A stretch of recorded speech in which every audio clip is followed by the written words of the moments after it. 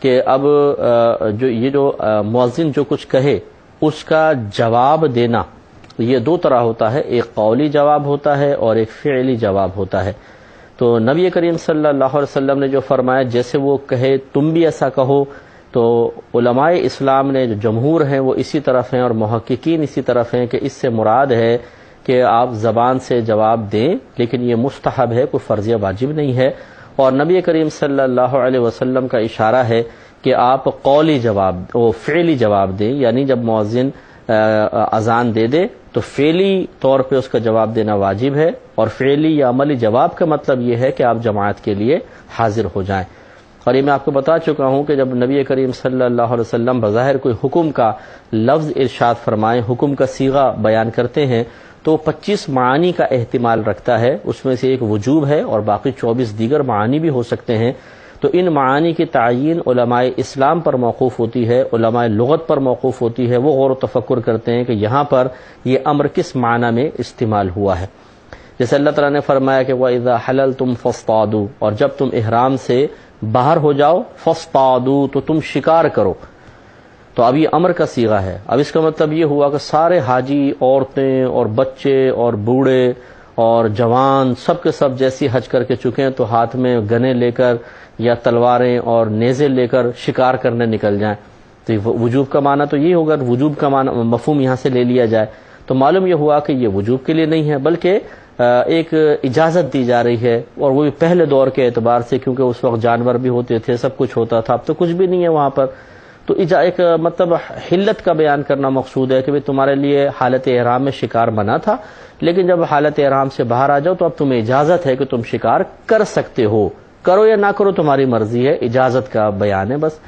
تو معلوم ہوا کہ قرآن اور حدیث میں امر بارہا استعمال ہوتا ہے، لیکن ہر جگہ وجوب کے لیے نہیں ہوتا، لیکن یہ تعیین عوام کے سپرد نہیں کی گئی، علماء کے سپرد۔ اور علماء میں اگر اختلاف ہو جائے، کچھ کہیں وجوب کے لیے ہے، کچھ کہیں وجوب کے لیے نہیں ہے، استحباب کے لیے ہے، یعنی صرف فضیلت کے بیان کے لیے ہے، تو پھر یہ دیکھا جاتا ہے کہ جس طرف بڑے محققین علماء ہیں اور زیادہ تعداد جس طرف ہے وہ حکم ہوگا۔ تو اس لیے زیادہ تعداد اسی طرف ہے کہ جو اذان کے قولی جواب کو فقط مستحب کہتے ہیں، اور ہمارا بھی یہی موقف ہے۔ جیسے میں نے آپ کو بتایا تھا کہ میں نے زمانے طالب علمی میں ہی اس پر کافی تحقیق کی تھی اور بہت ساری کتابوں سے میں نے مواد نکال کے ایک رسالہ مرتب کیا تھا کہ اذان کا جواب دینا کیسا،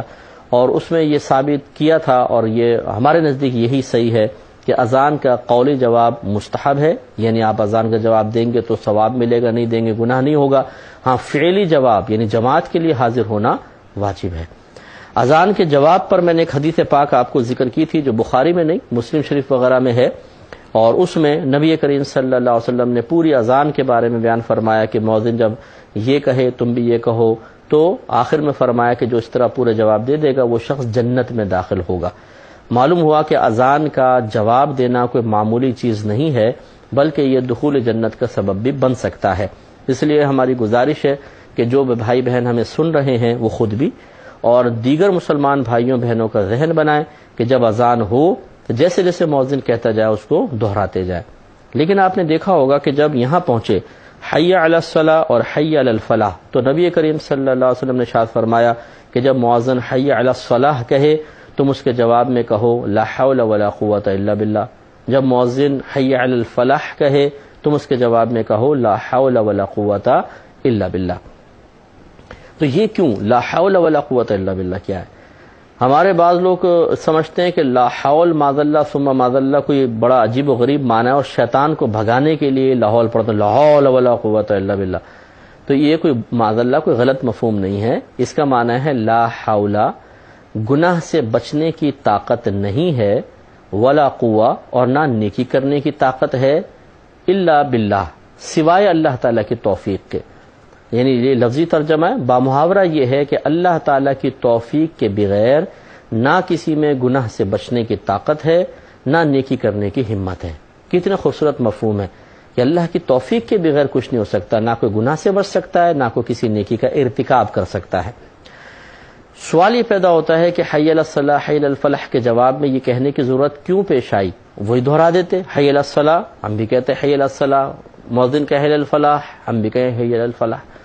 مسئلہ یہ ہے کہ اب اس کا جواب جو فقہا نے دیا ہے وہ یہ ہے کہ حی علی الصلاح اور حی علی الفلاح یہ ہے دعوت. حی علی الصلاح کا مطلب آؤ نماز کی طرف، حی علی الفلاح آؤ بھلائی کی طرف.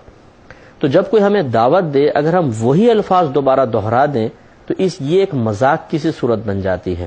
مزاح کی سی صورت بن جاتی ہے. تو نبی کریم صلی اللہ علیہ وسلم نے مناسب تصور نہ فرمایا کہ ایک مذاق اور مزاح کی سی صورت اذان کے دوران بنے. یوں سمجھ لیں، مثال کے طور پہ کوئی آپ کو کہے جی کل میں آپ کی دعوت کر رہا ہوں میرے گھر پر آئیں، آپ جواب میں کہیں کل میں دعوت کر رہا ہوں میرے گھر پر آئیں، بھئی وہاں ولیمہ ہے کل آئیے گا، اور آپ جواب میں کہیں ولیمہ ہے کل آئیے گا. تو یوں دہرانے سے ایک مذاق کی سی صورت بن جاتی ہے کہ وہ دعوت دے رہا ہے، آپ دعوت کے الفاظ کو دہرا دیں. تو دعوت جب کسی کی ہم قبول کرتے ہیں تو ہم کچھ اور الفاظ اس کے سامنے ذکر کرتے ہیں، اگر بعین ہی وہی الفاظ ذکر کر دیں تو ایک مذاق کی سی اور مزاح کی سی صورت بنتی ہے. تو یہ صورتاً مذاق، صورتاً جو مزاح کی مطلب مزاح یہاں نظر آ رہا ہے، سرکار صلی اللہ علیہ وسلم نے اس کو بھی پسند نہیں فرمایا. لہٰذا اگر مؤذن یوں کہتا ہے حی علی الصلاح اور ہم بھی جواب میں کہتے وہ کہہ رہا ہے آؤ نماز کی طرف، ہم کیا کہہ رہے ہیں آؤ نماز کی طرف، یعنی وہ ہمیں بلا رہا ہے ہم کہہ رہے ہیں آؤ نماز کی طرف. وہ کہہ رہا ہے حی علی الفلاح آؤ بھلائی کی طرف، ہم جواب میں کہیں حی علی الفلاح آؤ بھلائی کی طرف.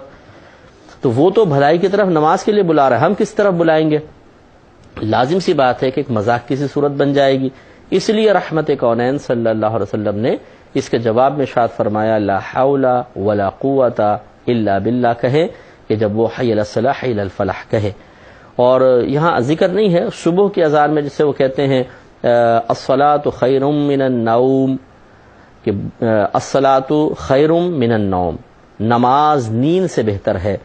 تو اس کے جواب میں یوں کہہ دیں صدقتا و بررتا، کم از کم اتنا کہہ دیں صدقتا، صاد ہے پھر دال ہے پھر موٹا قوف ہے تا ہے، صدقتا و بررتا، با را تا بررتا. اس کا معنی صدقتا تو نے سچ کہا، وہ بررتا اور تو نے نیکی کی بات کہی. تو یوں ہم کہیں گے صدقتا و بررتا، صدقتا و بررتا. تو خلاصہ کلام یہ ہے کہ دیکھیں اب اذان کا جواب دینا کوئی پرابلم نہیں ہے، جو مؤذن کہتا جائے، جیسے وہ کہیں اللہ اکبر اللہ اکبر، آپ بھی کہہ دیں اللہ اکبر اللہ اکبر، سب دہراتے جائیں. بس جب وہ پہنچے حی علی الصلاح حی علی الفلاح پہ تو جواب میں کہہ دیں لا حول ولا قوت الا باللہ. دونوں کے جواب میں جب اذان کمپلیٹ ہو جائے گی تو انشاءاللہ اللہ کی رحمت سے امید ہے کہ ہو سکتا ہے بروز قیامت ہم میں سے بہت سو پر انکشاف ہو کہ یہ جو آپ نے فلاں وقت اذان کا جواب دیا تھا وہ آپ کے لیے بخشش و مغفرت کا سبب بن چکا تھا اور آپ اسی کے سبب جنت میں چلے جائیں. اس لیے اگر ابھی تک کوئی بھائی یا بہن اذان کا جواب نہیں دیتے تھے اب عادت بنا لیں کہ جب بھی اذان ہو آپ جواب دیں. بعض اوقات ایسا